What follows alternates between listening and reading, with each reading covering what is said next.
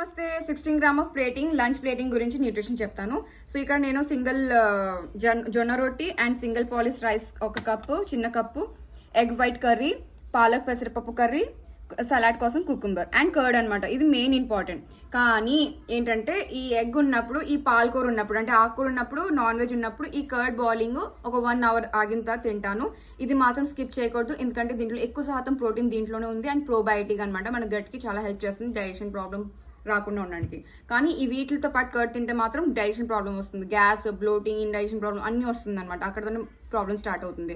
ఇంకో ఆప్షన్ ఎప్పుడైనా సరే మనకి వెయిట్ తగ్గాలన్నా, వెయిట్ కుదురుగా ఉండాలన్నా, అంటే సమానంగా ఉండాలంటే ఈ బాల్తో రైస్ 2 బాల్ రైస్ తినచ్చు, లేదా 2 రోటీ తినచ్చు అనమాట. సేమ్ క్యాలరీ ఉంటుంది, సేమ్ ప్రోటీన్ ఉంటుంది, సేమ్ కార్బ్స్ ఉంటుంది, సేమ్ ఫ్యాట్ ఉంటుంది. కానీ రైస్ మాత్రం ఈ చిన్న బాల్తోనే 2 తినచ్చు లేదా 2 రోటీ తినచ్చు. అంతేగాని రైస్ దీని నుంచి ఎక్కువ తినకూడదు అనమాట. అక్కడే చాలా ప్రాబ్లం వస్తుంది. సో